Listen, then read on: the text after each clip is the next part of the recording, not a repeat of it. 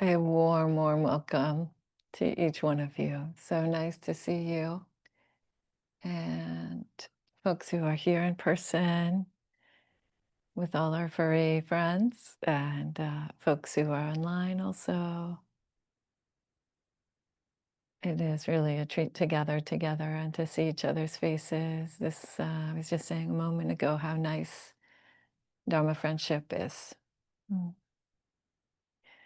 All right, beautiful. So, announcements. Yeah, quite a few things going on. So next Sunday there will be a brunch, um, and there's always tea and cookies after each Dhamma talk now on Sundays, just so folks know. Um, for folks online, we will eat cookies on your behalf, no problem. And Stephen's class. So Stephen's going to be giving a class on Tuesday nights for a few weeks there. I think it's 4 weeks or 5 weeks. It's a drop-in class, so no need to register. You can just show up. And more details on the website about that. Stephen's one of our teachers in training here. And what else? Registration for the November retreat is happening. Autumn gathering, very important. We'll have some longer, more information about autumn gathering, but that's going to be October 11th. And it's an all Sangha gathering. It's like Thanksgiving and Christmas and New Year's all rolled in together for Buddhists in the early Buddhist traditions. And so I really, really encourage you to save the date for that and um, to join us, whether online or in person. And we'll put out some more information about that. And what else? Oh, yes. And I'm doing a class in December on non-self as viewed through the lens of Zen, as viewed through the teachings of Shunryu Suzuki Roshi and his very, very well-known book, Zen Mind, Beginner's Mind. So the registration for that is on the website for San Francisco Zen Center. All right, great. So with that, we'll start our regular program, some guided meditation, some Dhamma talk, and time for questions.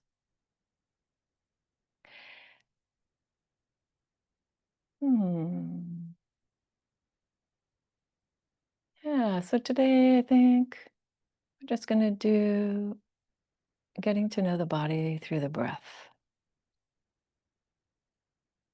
and really attending to the breath. You know, it's interesting to note that sometimes our relationship to the breath is very similar to our relationship to the greater world. It can be fearful, it can be kind of controlling, it can be a struggle, and so on. But we can also shift and allow the naturalness of the breath, allow the breath to do what it does all day long when we're not looking, which is to nourish the body and cleanse the body. And just let it be while we are attending to it. Okay, so that's the invitation. I'll give a little bit more specifics as we go along. So you might want to just begin with a little bit of movement.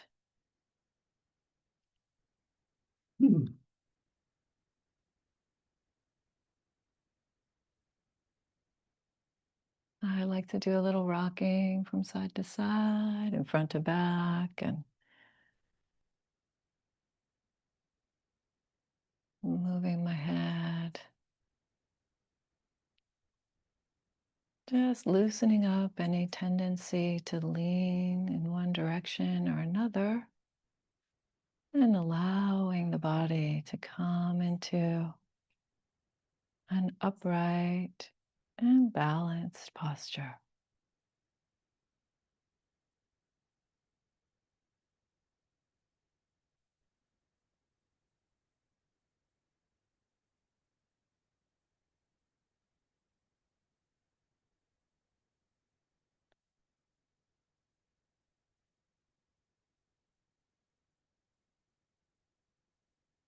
Feeling the weight of the body on your seat.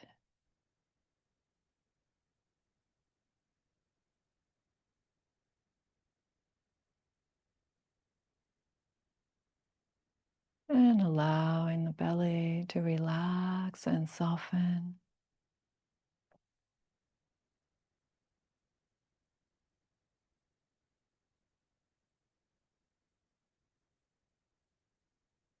No need to hold on to any tension.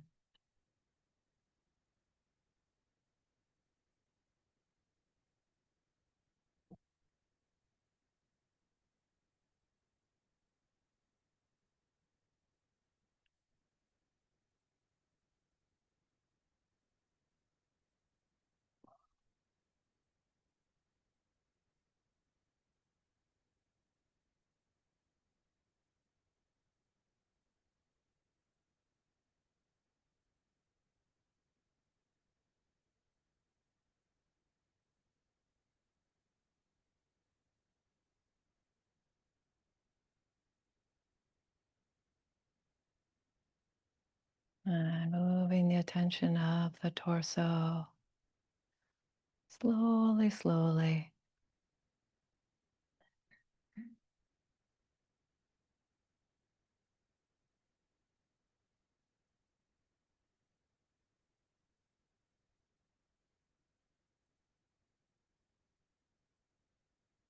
And perhaps also releasing any tension in the muscles around the ribs and the back.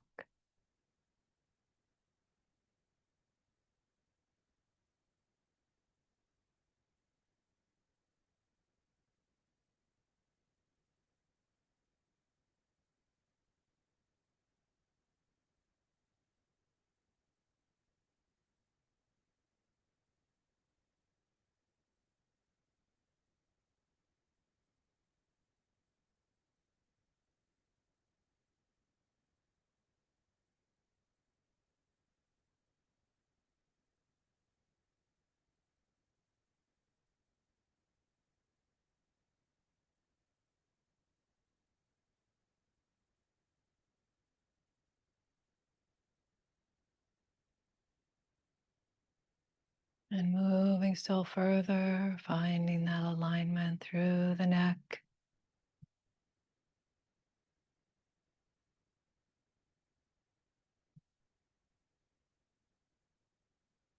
up to the face, and softening the eyes.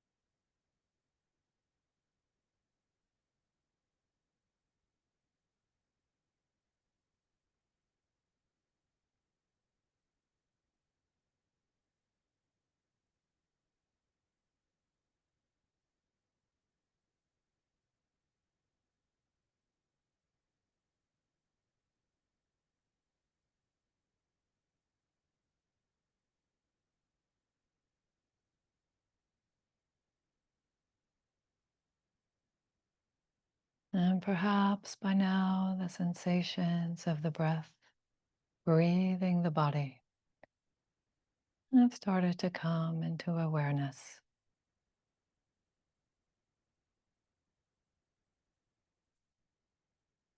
And you can rest your attention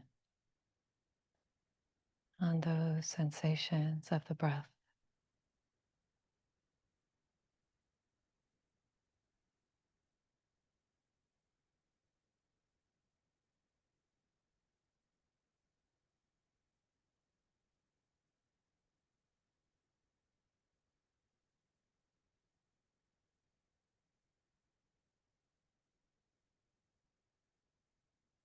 If you find that you want to control or become tight around the breath,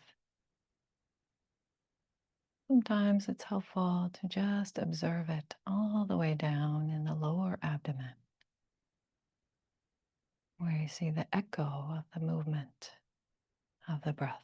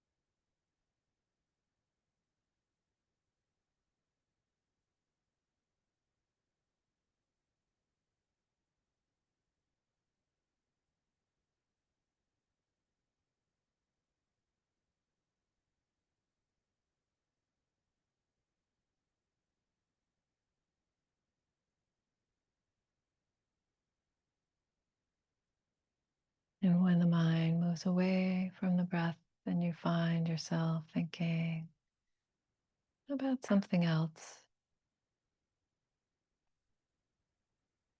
No need to do anything at all, but just return the attention to those sensations of breathing.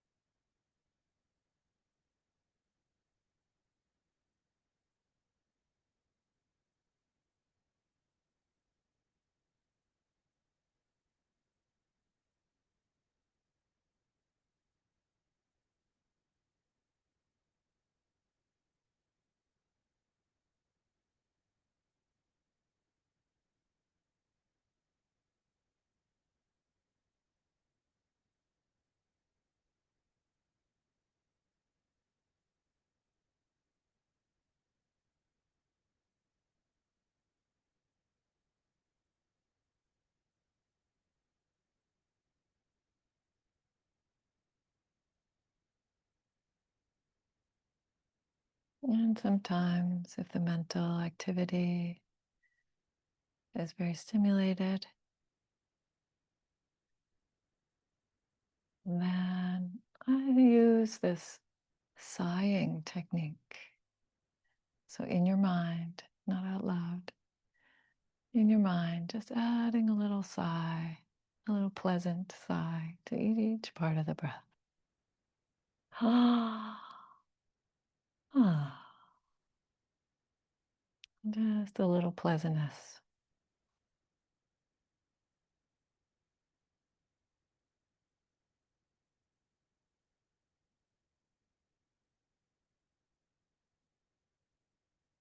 Just long enough to bring your attention back.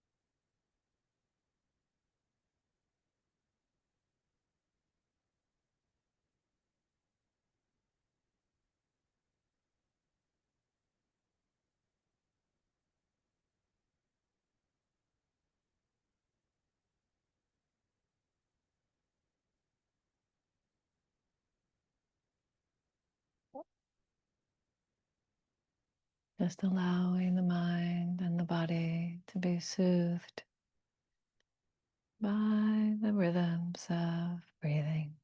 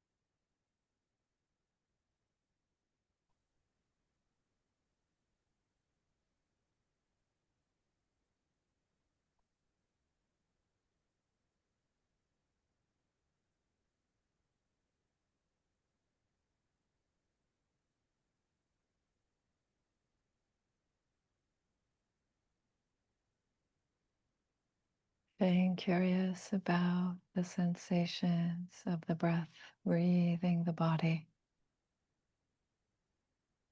in each moment.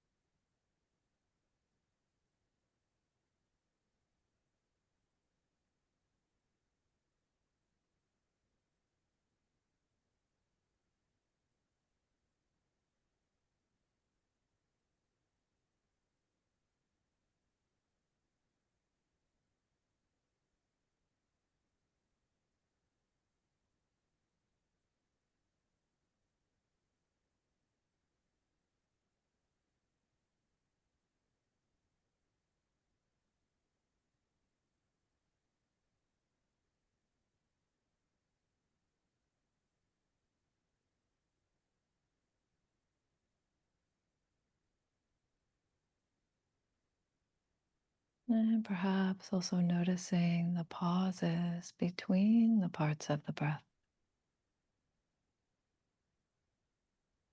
those natural moments of stillness.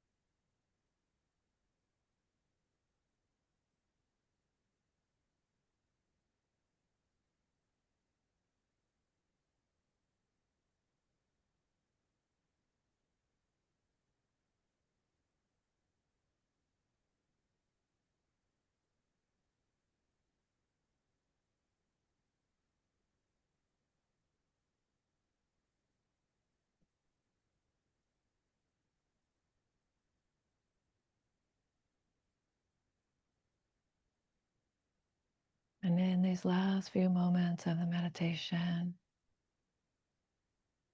opening the attention to the whole body from head to toe, aware of the whole body at once.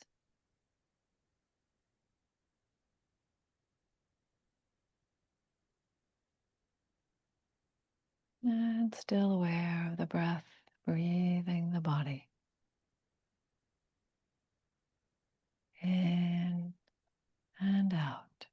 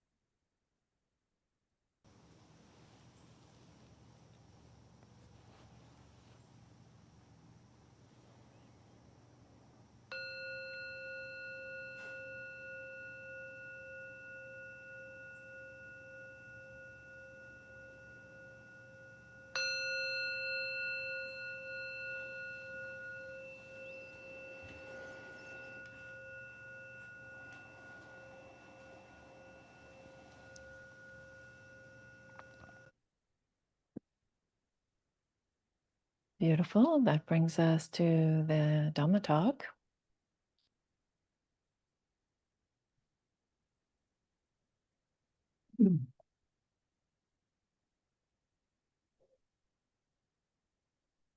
Y para volver a anunciarlo, desafortunadamente no hay interpretación en español hoy, no va a haber interpretación.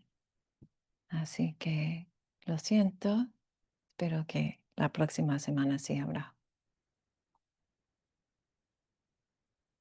All of which is to say, there's no Spanish interpretation today. And we'll go right ahead and begin, as usual, with the homage to the Triple Gem. So this is in the ancient Indic language of Pali. There's some chant sheets up there on the front of the top of the front of the location there. I don't know what to call that thing. And folks in the room can just look online and look on the screen if they want to, but if you want to have a closer version, you can. Great. And this is really just saying homage or honor to the one who is blessed, the one who is fully awakened, the one who is completely, fully enlightened.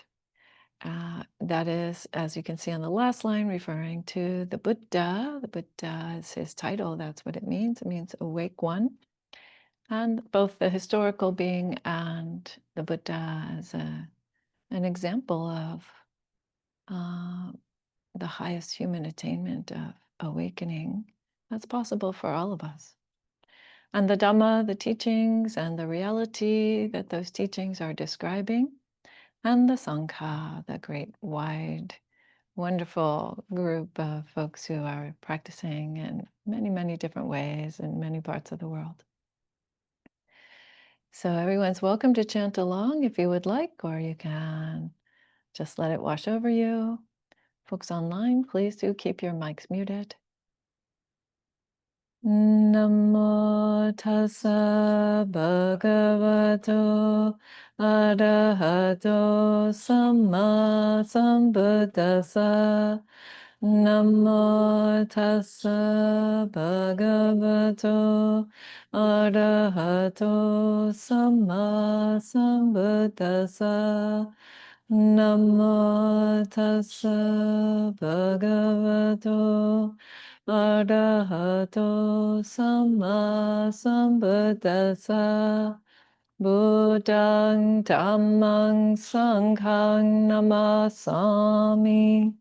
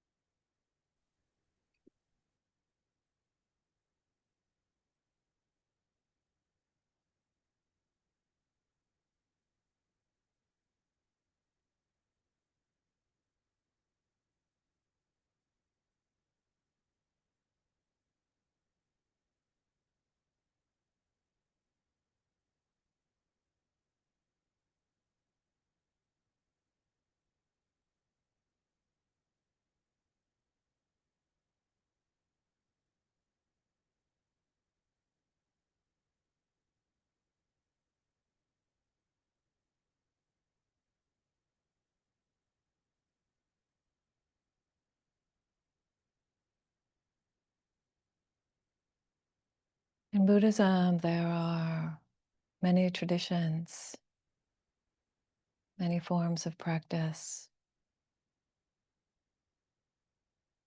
And even if we just look specifically at meditation,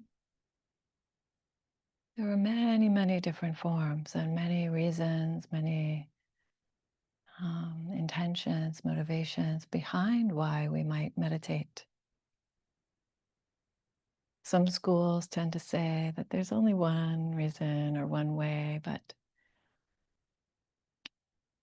if we look at the early teachings of Buddhism, what we find is dozens and dozens of forms of meditation.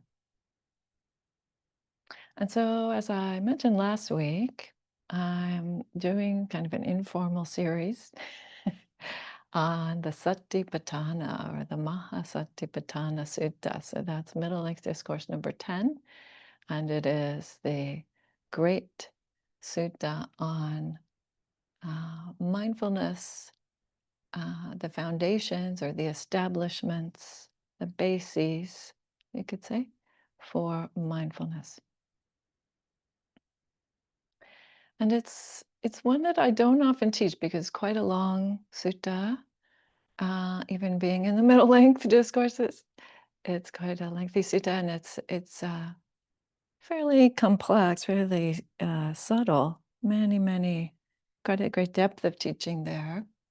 But I'm going to just try to do some touch on some of what I think are the key aspects there, and we can start to see perhaps how that also relates to some of the other frameworks that I'm more frequently talking about, or other frameworks that you might be practicing, actually. So just again, to name what are the four foundations of mindfulness, or the four establishments. They are body, feeling tones. That's a very technical term in Buddhism. It means something like the basic okayness, or the basic valence, or the basic pleasantness or unpleasantness of our experience. And then mind used in a general sense. The Pali word that's used in this case is chitta, which is a very kind of catch-all word for both consciousness and all sorts of mental activity, sensations, and so on. And then dhammas, we could translate that as qualities, or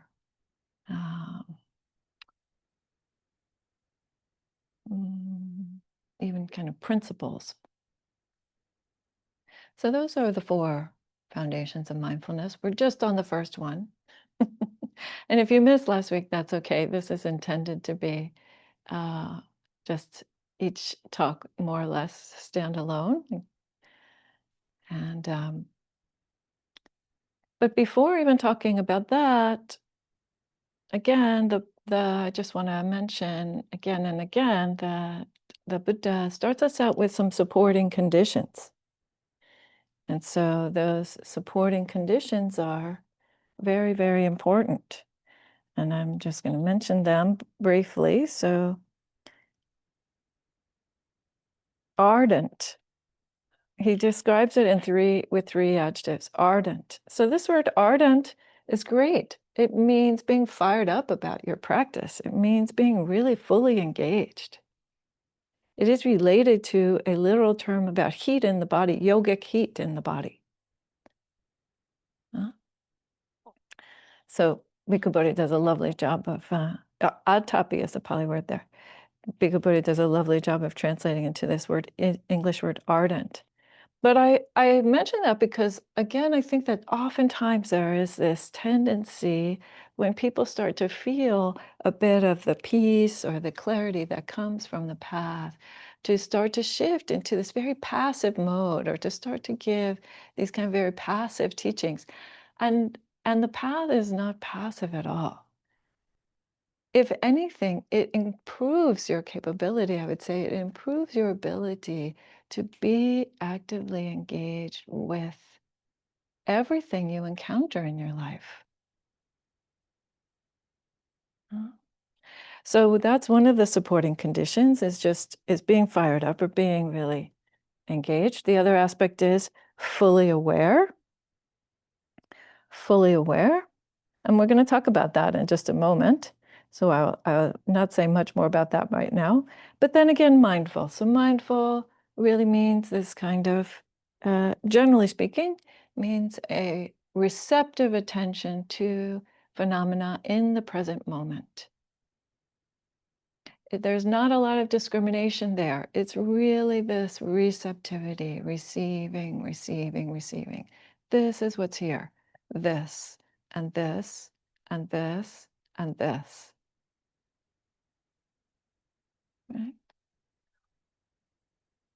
So, and this purpose here of the sutta is the Buddha talking to folks about different aspects of your experience that you can receive in that way, that you can pay attention to in this way, and allow that to become the basis for more clarity and more wisdom and more compassion and more insight to arise in your life. It's very powerful. It sounds incredibly simple, and yet it's a very powerful practice. Indeed, there's another sutta in which the Buddha says, mindfulness is always useful.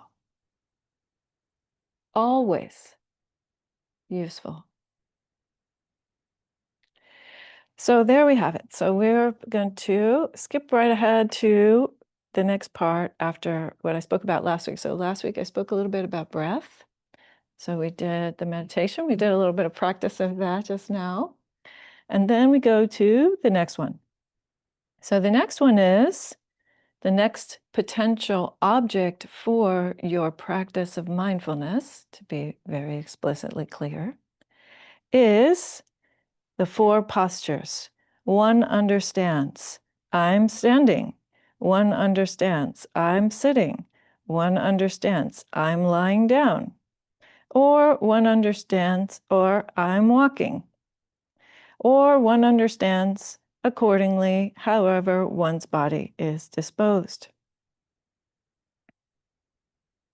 Internally, externally, and both. Not clinging to anything in the world. So these are said to be the 4 kind of classical postures. You can indeed meditate in all 4 postures. I've seen it done. Lying down might be a little challenging. People tend to fall asleep oftentimes. But it's also possible, especially, if you are injured in some way or you start to have, a lot of back problems or something, it's really okay to work with your body. Right? We're never going to be perfectly comfortable in meditation, but it is a good idea to try to work with the body and work with the structures, your structural supports, literal structural supports, like do you sit in a chair or do you sit on a cushion or do you sit on a bench? Right? Or do you lie down? Or do you do some walking now because your bum is tired? Just taking care of the body, attending to it so that you can continue to be receptive. It's not necessary to be harsh. This is one of the things when I was practicing in Japan that I saw a lot. And it's ironic because Harada Roshi would often say at the beginning of a retreat, it is not necessary to be harsh with yourself. And you can still be ardent and you can still be fired up about your practice and really engaged and really giving it your all. So how do you find that capacity to stay engaged without it being a grind? Mm.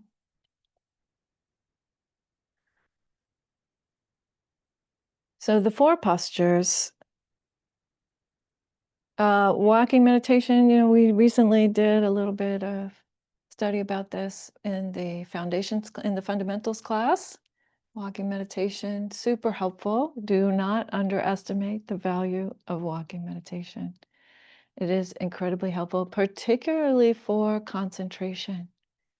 If you are able to really relax the attention and keep it steady on the body, you can really augment, increase your ability to really stay focused in walking meditation. And then take that and bring it onto the cushion and use it to more carefully observe different phenomena, right? So concentration is really building up by observing one type of phenomena over a period of time, learning to persist with that and let the mind relax into a thing. But then once that is established, once that is developed, then you take that steadier mind and you point it and you turn it to see other attributes. Okay. And then the other one here that I want to share before I give you a little bit of a story is full awareness of different activities of the body. So again, I'm using Bhikkhu Bodhi's translation here. Much gratitude to Bhante always for making the teachings accessible to us English speakers.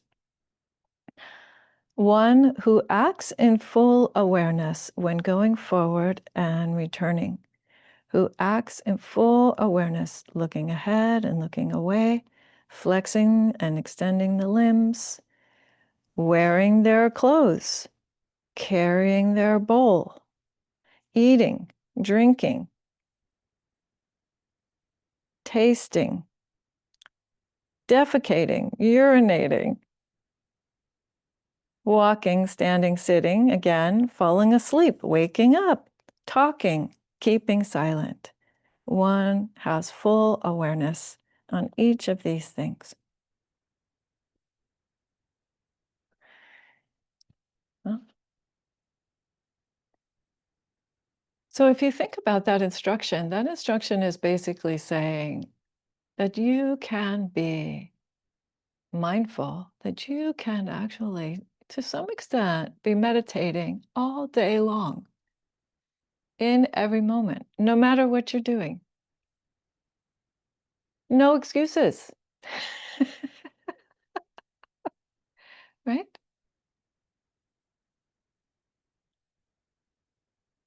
That any activity, even these basic, very mundane things that we have to do every day, like eating, like going to the toilet, like getting dressed, all of those things can be part of your practice, can be a moment of waking up to what's going on with you, what's happening in this body and mind.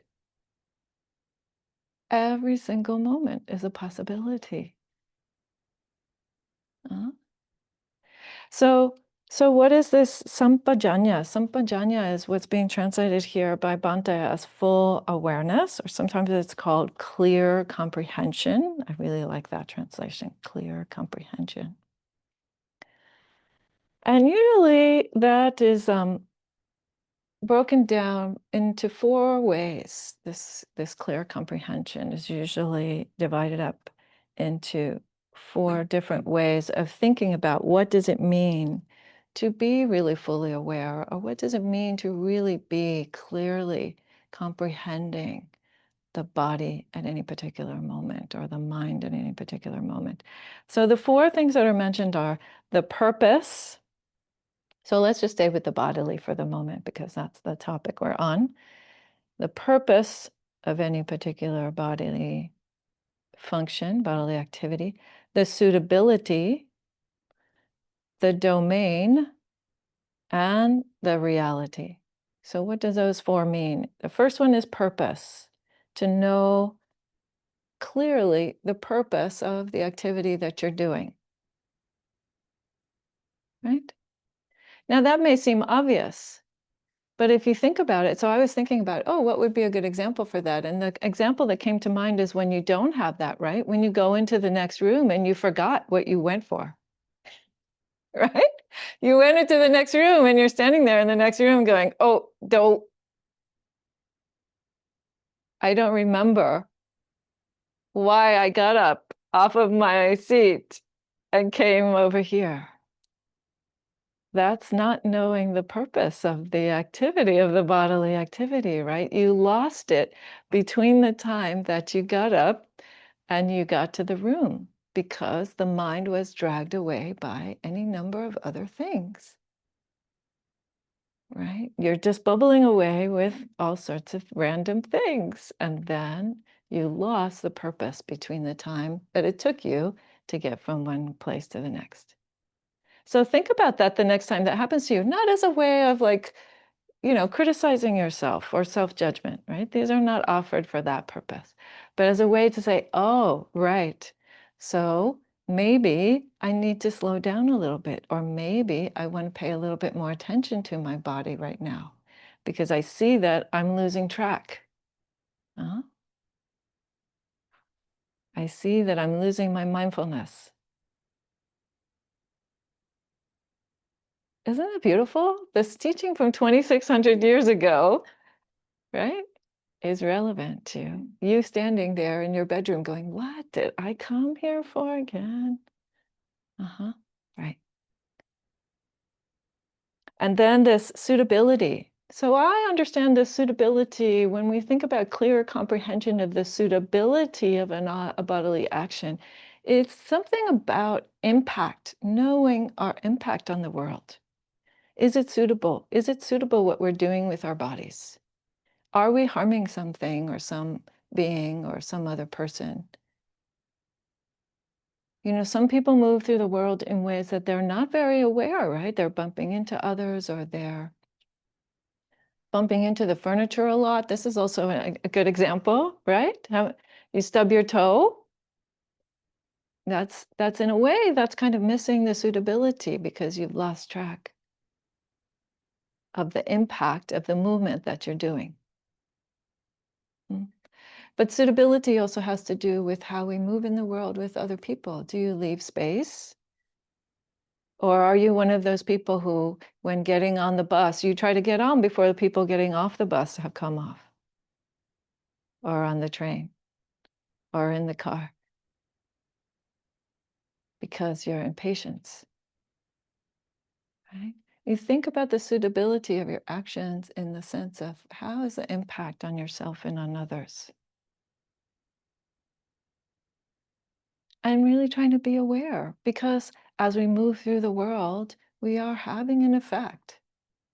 We are having an effect.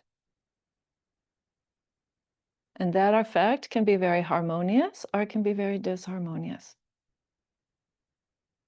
Mm. Zen practice is wonderful for this. There's a lot of it.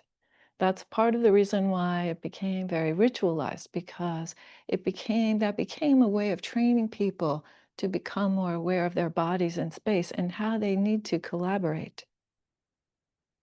Mm. So you have suitability, and then you have the domain. The domain really means what is the object, what is the thing that you're aware of? Just really being very, very clear again about what is it. Um,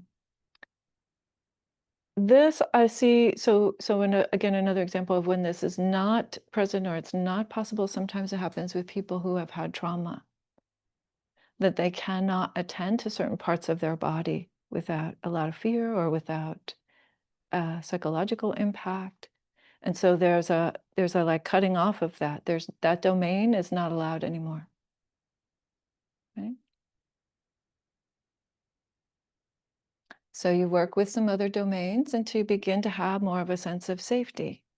That's how you do that, right? You work with the domains that you have and you keep attending to those with a sense of safety and a sense of training the mind. Yes, it's okay to be here. It's okay to be with this, even if it's uncomfortable.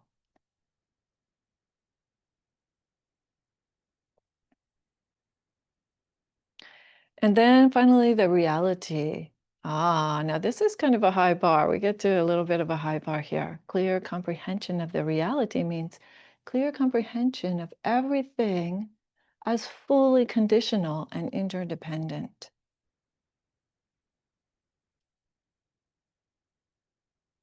So what does this mean? Well, a good example of this is when we talk about when I or some other folks or you yourselves might reflect on your meal. Before you eat your food, you reflect on the meal. Who are the immigrants that picked that lettuce for you? And the worms that were necessary for the carrots to survive? and the rain that fell to make it all possible. And the folks who drove it in trucks, drove those oranges in trucks from California to wherever you live. Right? You think about these different causes and conditions and how you depend on others. You depend on the goodwill of others. That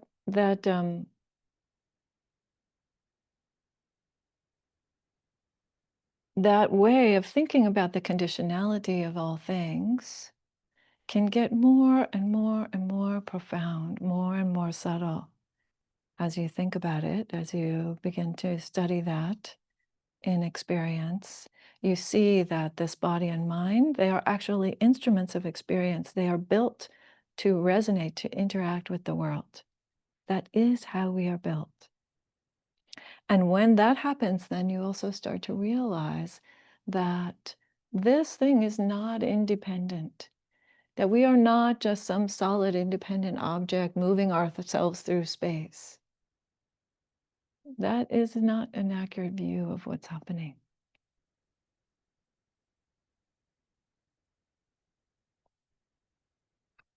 So these are the aspects of clear comprehension. It's a very, very important term, a very, very, as you can tell, a kind of subtle and nuanced term that covers a lot of different ways that we can begin to really deepen our understanding of ourselves and of the world.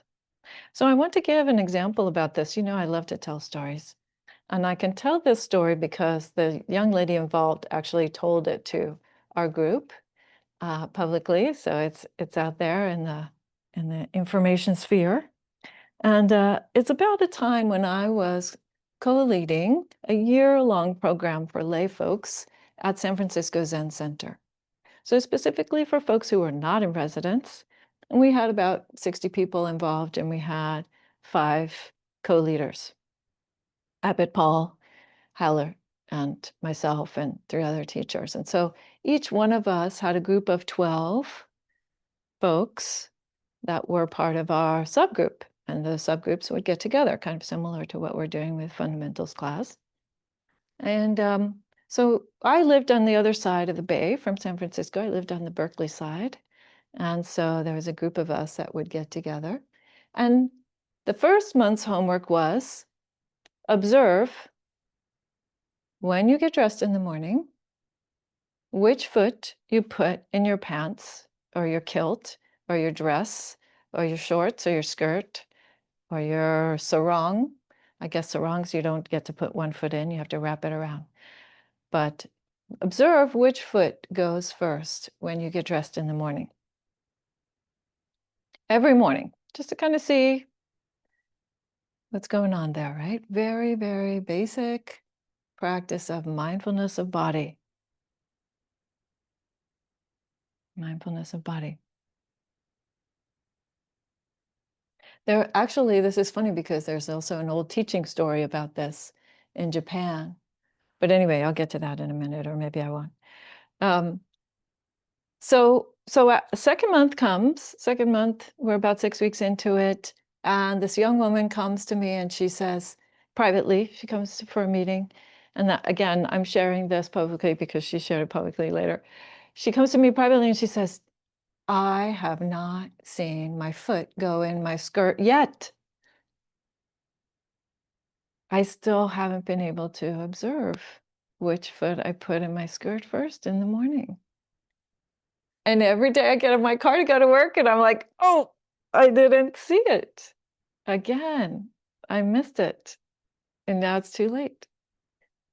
So we talked a little bit about that. We talked about what? Slowing down, just to see if you could go a little slower in the morning. Not so much stimulation, right? Maybe also changing whatever your habitual set of circumstances are. You know, first I do this and then I do that. Maybe just change the habitual for a bit and see if that helps you. And then also knowing that you want to be aware of the moment. In order to see a particular moment, it's very helpful to be aware of the moment before it. So like maybe you're watching when you pick up your clothes, right? You try to be aware at that point so that you could see the next point, which foot goes in. So anyway, so she goes away and she said, all right, I'll give it a try. And she comes back to me a couple weeks later. She comes for a conversation and she says, I saw which foot I put in my skirt first. Wonderful. She says, yep, I saw that I usually put my left foot in first. I honestly don't remember if that's the foot she said, but whatever. Left foot, right? So, but then she says, but that's not the coolest part.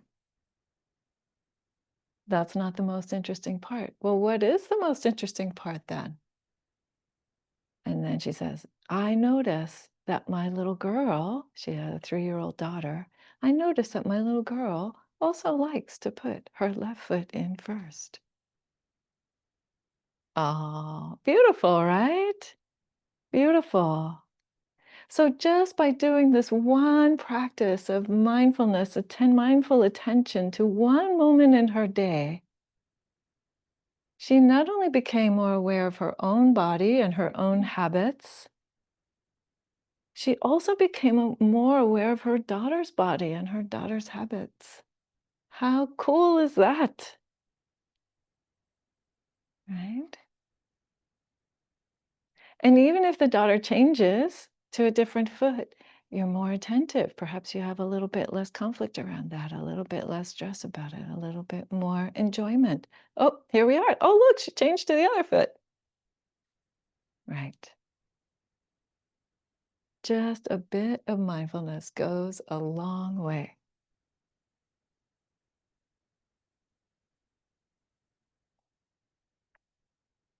Clear comprehension.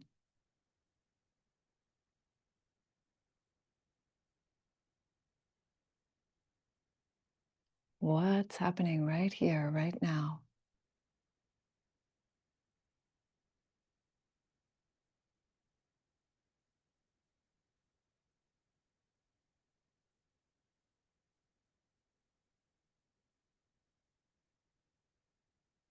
Any moment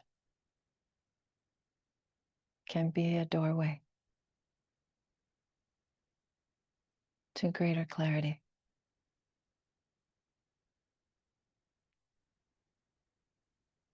and ease.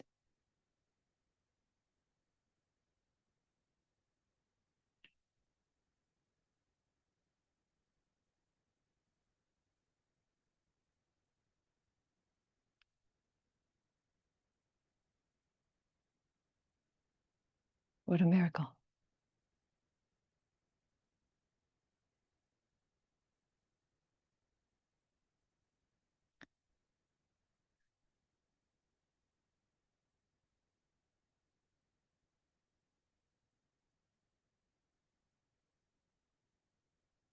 All right, dear friends. So we have come to the part of the program where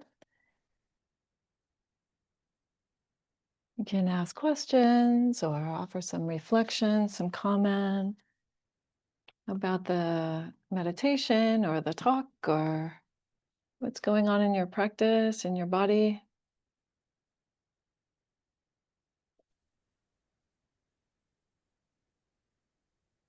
Yes, kindly. Hello. And nice to be here and see everyone. I haven't been for quite some time. I've been busy, and I just wanted to say how nice it is to see everyone and to be here. It sort of feels like coming home. So just noticing that and thanking you all for being here. I really appreciated that talk. And there were so many things that came to mind. And one thing that came to mind that I wanted to share um, was you were mentioning at one point, you were quoting, well, first you were talking about the 4 positions for meditation. And you mentioned that, lying down can be dangerous because you'll fall asleep, which kind of cracked me up a little bit because I do have problems sleeping. So I was like, oh, well, that wouldn't be me. Um, but it reminded me of this beautiful practice that I've just had access to. And you mentioned it in this next thing that you said, which was, you can be mindful urinating or defecating or falling asleep or waking up. And recently I've started a practice, I don't know how, it just came to me, of persisting in awareness as I fall asleep. Mm-hmm. Mm-hmm. Falling asleep can be very, very difficult for me. And one day it had been so many hours that I decided that I was going to, instead of have a lot of stress around it, well, I still did, but I decided to apply some mindfulness to that and see how it felt. And so I would keep falling asleep and waking up and falling asleep and waking up, Mm. And just to say, it became an amazing experience to see what does my chest do and what does my face do and what does my head do as I'm falling asleep, as opposed to worrying, oh, am I going to fall asleep now? I just persisted in observing and being mindful of that particular moment in my experience, and how fruitful that that was, and I hope that continues to be in the future. So yeah, thank you for the teaching. And Great. Thank you for the reflection. Yeah, to me, it sounds like that is a good example of how we can find rest with the mind, that mindfulness actually enables the mind to rest. Mhm. Yeah, wonderful. Yes, would you? Thank you. And good morning. Good morning, Morgan. So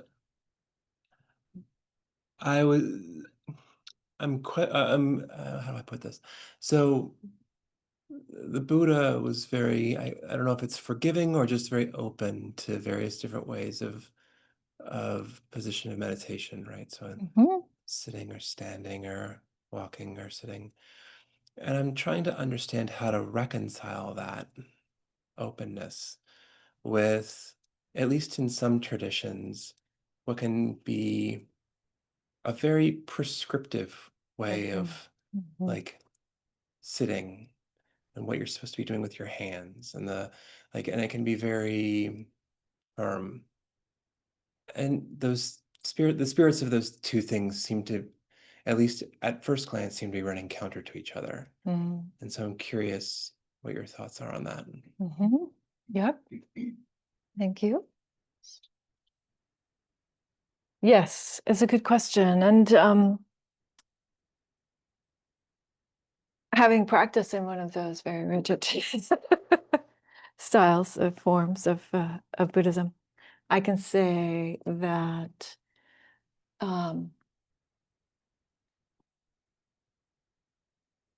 what I think happens is that people teach what worked for them in their own bodies and their own minds. That's the way that people start to share the Dhamma when they can.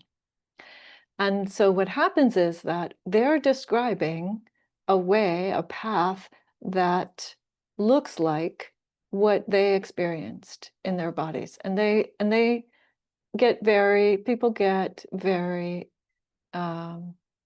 you know, excited or dogmatic or, whatever it is, about saying, no, no, no, I know that this way works. This is the way, right? As distinct from saying, this is one way, right? So, and that's a little bit of where I started out the talk. Maybe you noticed that uh,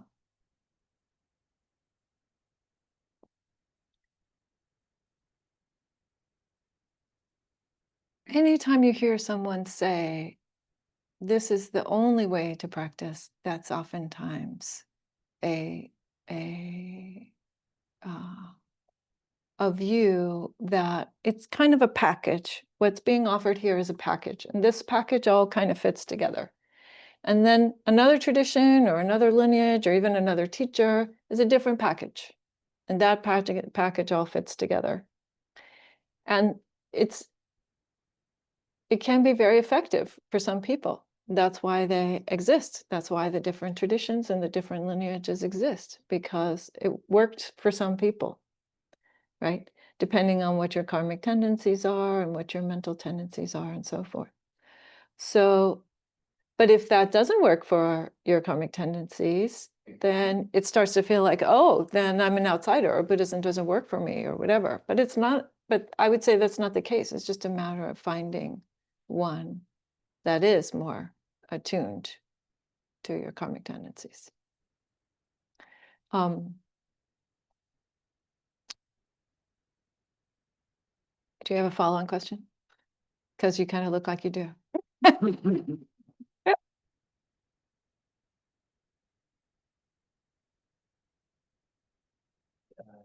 Yes, but I think I'll hold on to it. Okay, okay. Yeah. I mean, there are many different styles, and this is also part of the problem that sometimes people run into, is that we are exposed to various different forms of Buddhism, and then we want to kind of do a little bit of this and a little bit of that. And that I also do not recommend.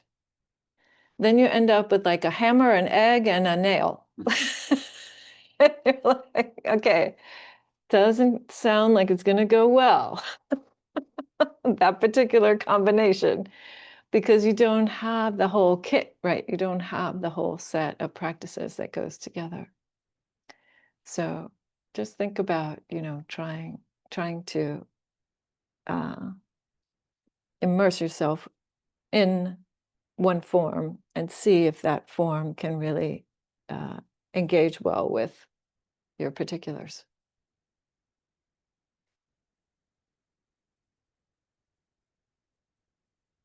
But the Buddha, I have to say also, just for the sake of, some balance, that the Buddha was also quite strict, right? He was very strict with his folks. The style of dress and how much time people were expected to be practicing and teaching, and, walking around barefoot for the most part, and one meal a day, or maybe splitting the one meal into two small meals, but very, much less food than what they probably had been accustomed to. And the Buddha was also quite disciplined in some ways. So I think it's part of his brilliance, actually, that he says, okay, these are the areas where you have some flexibility, right? You have some flexibility in the form of a meditation, but it's not a good idea to have some flexibility with your ethics, for example. He said that's problematic. That will, in fact, lead to greater suffering in the future. That will lead to a more agitated mind. That will lead to a more agitated body. Right? So maybe that's all helpful and maybe not. Morgan. Yes, Dick. Yeah, I think this gets back to the essence of Sangha, or Sangha across Sanghas, Mm. because there's such a difference of how one experiences reality. And the more there's sharing of that, the broader the understanding of that becomes, and the less attachment there becomes to any particular view. Mm. And it's interesting how, sanghas, they congeal, like you're describing. A certain thing works for the teacher, the conditions for other people involved with that, they're in sync with that. So they create their lineage, if you will. And then next door, there's something else. And to the extent that there's cross-fertilization across sanghas, which I think is what, the greater sangha is, that it just seems like it's a beautiful way to look at things. Attachment to view is such a big issue, right, in the world, and why we have all these problems, and how can we Mm, find mm, reconciliation? mm. This is how the practice can work. So it's just a reflection, but I love the question, the answer, and hearing the story again. I had heard that story before, so it's Mhm, great. Yeah. mhm. Thank you. Yeah. Thank you, Stig. Yes. Yeah, I appreciate the reflection also. I agree. I think that the interaction across Buddhist traditions and across lots of different spiritual traditions can be really, really fruitful and beautiful. And the invitation is always the same, right? The invitation is always, how does this relate to your experience? Right? How does this really make sense for your experience? And yeah. And that idea of Sangha as a group of people who are sharing their individual experiences too, right? That they say, oh, when you say that, I hear this, or I experience that thing, right? I love when that happens. Whether it's similar or different, it's fruitful because it gives us an opportunity to see these different perspectives and to hear and perhaps resonate with or perhaps distinguish from other people's experience. Oh, look at what's happening there, right? Oh, I didn't know that if I say that, then it's received like this. Or I didn't know that that person had that experience in their body, right? So it's super helpful. Very much so. Jen, I think I saw your hand up. Yeah, please. Yeah, thank you. Thank you for the talk. I had a question about ardency and the conditions in which that arises, and then perhaps also, are there things that are supportive of cultivating the condition of ardency so that it Mm. supports, just as mindfulness does? Mm-hmm. Yeah, great question. Let's see. So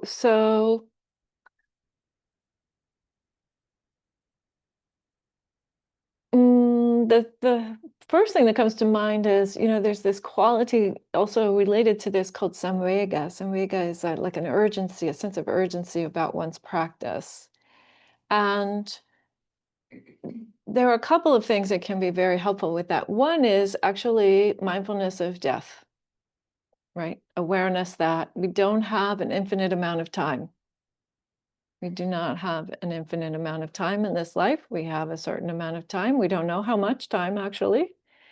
And we need to make the most of the moments that we have in terms of not trying to squeeze every drop out of them, but rather that we see the beautiful manifestation of truth that is accessible here in each moment. So that is what I think is sometimes supported by this reminder that yes, we don't have infinite amounts of time. We have limited amounts of time. So that's one way that it's that you can develop your sense of urgency or ardency. The other way I think is this beautiful practice of reflecting on what worked about your practice. So sometimes that can bring up a lot of joy. That's called pamoja, the joy that comes from reflecting on doing the right thing, whether it's making good ethical choices or meditating or chanting or coming, to a sit or whatever it is. But also that kind of reflection of when you experience some benefit from your practice or some insight from your practice, or when you see or hear what you've experienced reflected in the suttas also, right? So you hear a teaching or a sutta and you go, oh yeah, I've been aware of that. I've seen that. I've experienced that. That is super helpful for developing your sense of ardency in the practice, I believe, because what it's doing is it's showing you that it does relate to your life, that this does actually make sense, that this is actually worth your time. At least for me, that's how it's worked, that anytime I see some kind of benefit or I see some kind of connection to a teaching, I think, oh, that's great. That's so great. That actually motivates me to stay with it, especially with the ones that I haven't yet seen or I haven't yet experienced or that don't quite make sense. Right? I can say, oh, right, well, I've seen this other part of it, right? And I'm willing to stay engaged, really engaged, to check out perhaps the truth of that part that I haven't yet seen.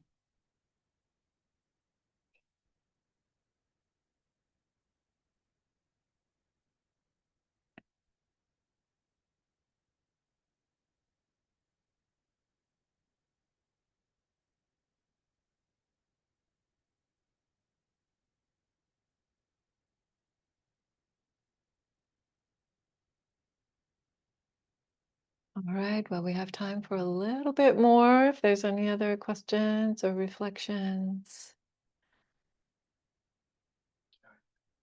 Okay, Morgan's going to keep going. Great. Not at all. No need to apologize. All right. So, as you were describing and discussing the mindfulness of everyday life outside of the sit, right, and all that kind of continuous mindfulness, it made me reflect on sort of the anti-mindfulness device that I carry around in my pocket at all times. For those who can't see it, that's my phone. And I'm curious to know what your thoughts are on smartphones and the availability and the management of distraction. Yeah, I guess that's my question. Okay, thank you.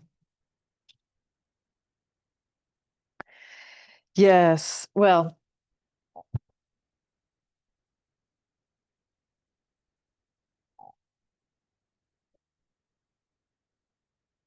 so in my view, the issue with the phone is that we don't realize the extent to which we are using it as a way to avoid other things, or we're using it as a way to obtain a hit of something pleasant, right? So we're using it as a way to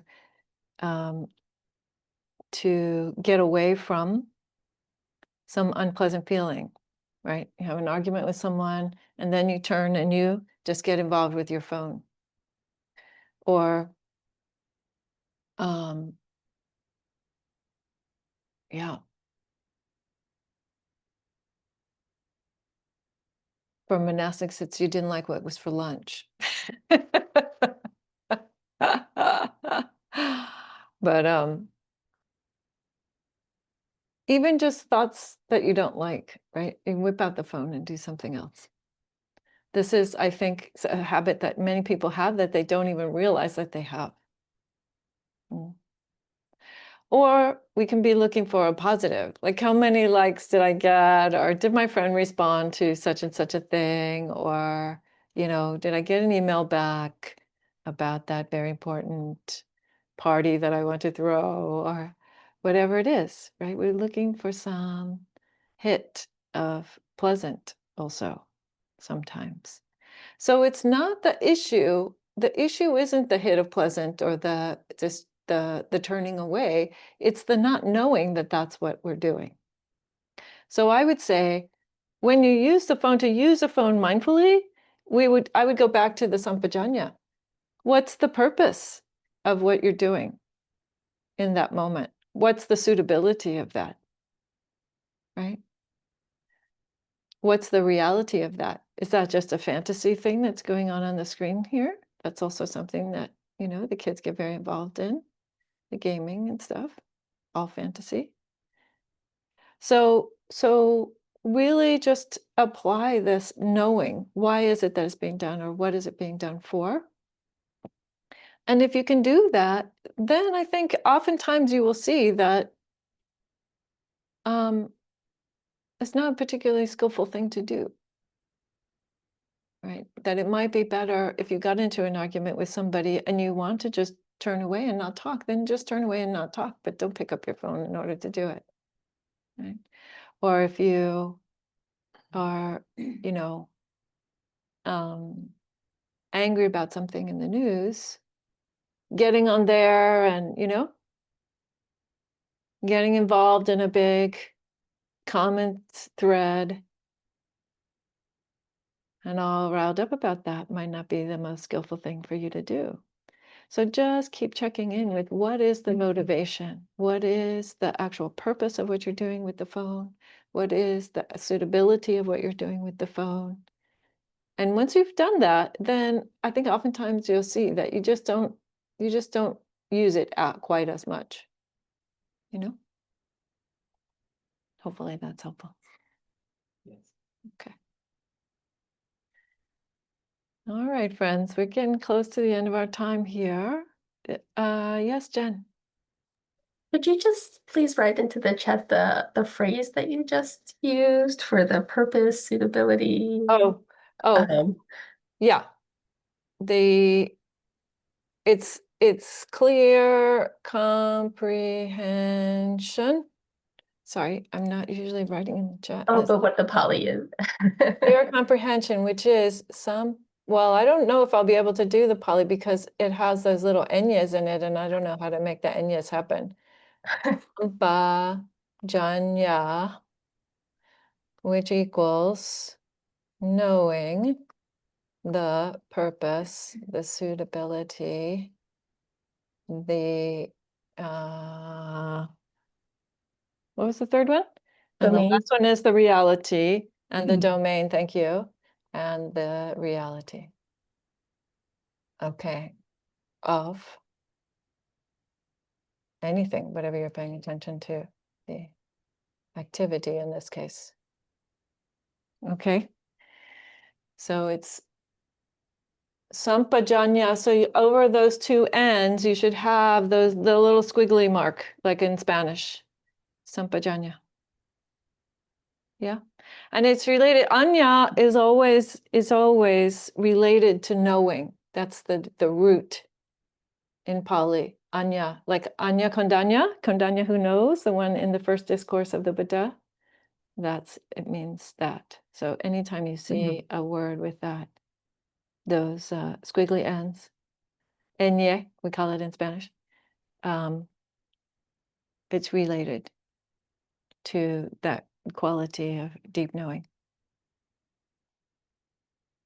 Great. So we are at the end, and Dana's not here for the announcement. So we'll just move on to the dedication of merit.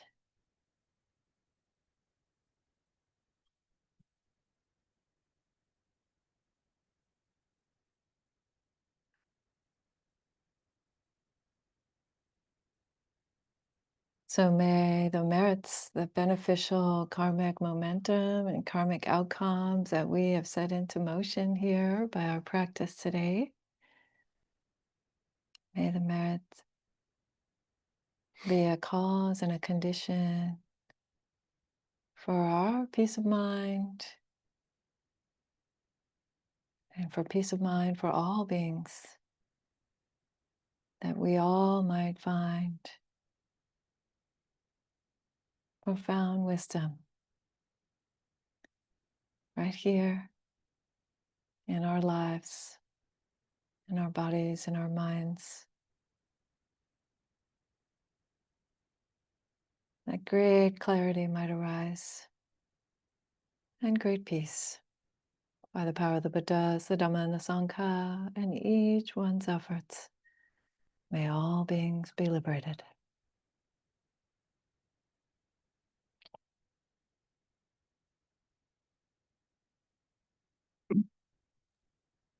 Okay, dear friends. Thank you. Thank you. Goodbye. We'll see you. Thank you. Thank you. Thank you, my